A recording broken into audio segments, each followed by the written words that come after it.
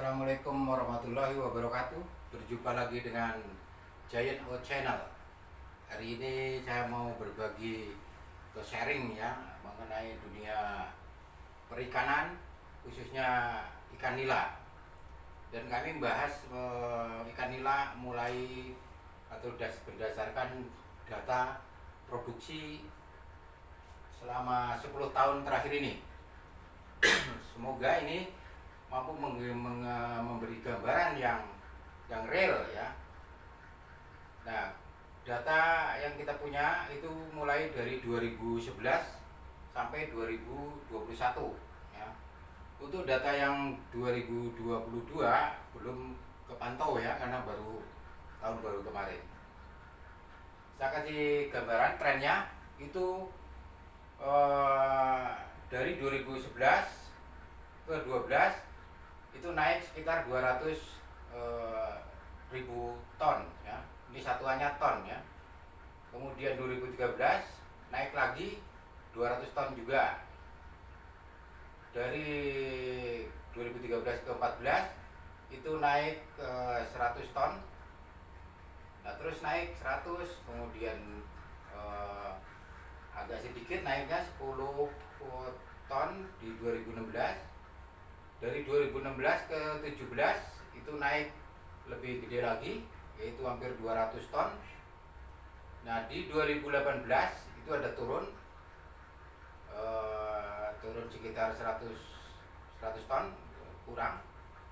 Nah, 2019 naik lagi itu 200 ton juga.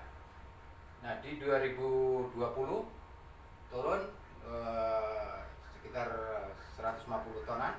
Nah, ini mungkin pengaruh dari COVID itu, pandemi, sehingga aktivitas orang nggak terlalu banyak. Nah, di 2021 naik lagi. Itu 1,3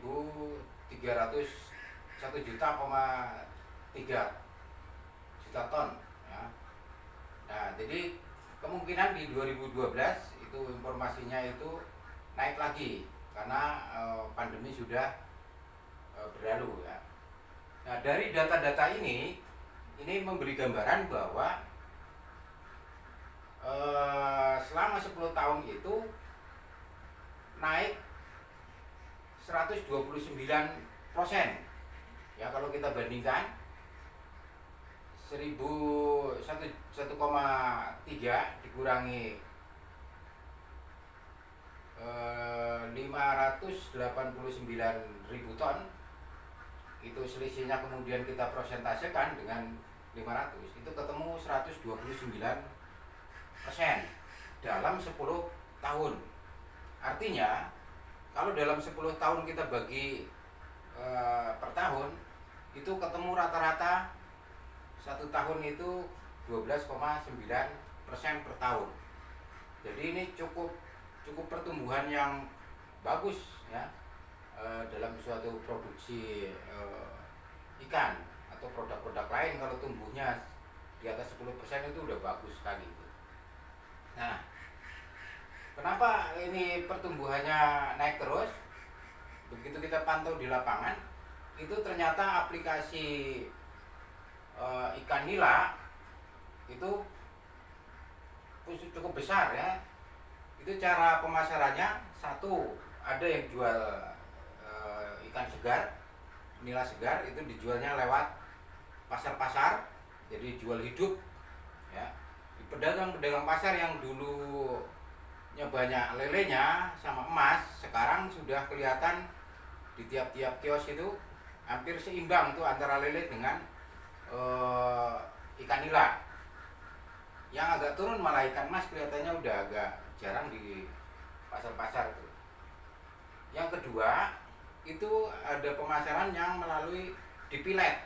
Jadi dagingnya dipilet, kemudian bisa di-frozen itu.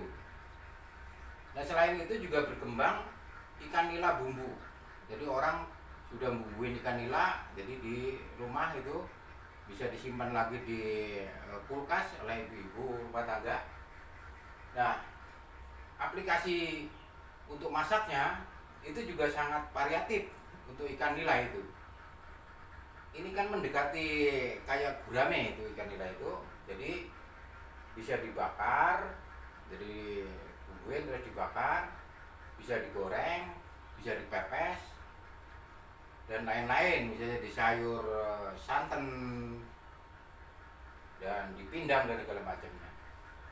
Nah, artinya dari segi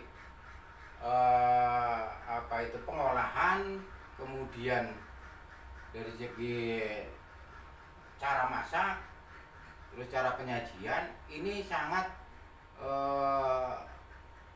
mudah, sehingga potensi pasar berkembang terus seperti itu. Yang kedua, pertumbuhan kota-kota besar juga cukup merata. Jadi sekarang kota-kota kabupaten, kota madya segala macam itu sudah restoran atau rumah-rumah makannya itu sudah mulai modern dan cukup banyak digeluti oleh anak-anak muda, milenial dan segala macam, mulai pada bisnis kuliner dan segala macam. Itu mendorong pertumbuhan ikan nila naik terus ya. Nah, dari segi target pasar areanya seluruh kota atau seluruh daerah banyak penggemarnya mengenai ikan nila ini, dan bisa diekspor. Ekspornya kebanyakan dipilet ya, dipilet dulu ekspor. Bahkan di Indonesia udah banyak perusahaan-perusahaan pengolahan ikan nila untuk ekspor ya. Medan, Jawa Timur dan segala macamnya itu cukup banyak pengolahan ikan nila. Artinya kita atau bapak-bapak yang sudah terjun di perikanan itu bisa genjot lagi produktivitasnya, atau jumlah peternakannya dilebarin, masih bisa tumbuh ya. Dan dari paparannya hari ini kita berharap kita terinspirasi untuk terjunin bisnis ikan nila ini menjadi lebih besar, karena potensi pasarnya juga terbuka lebar. Nah,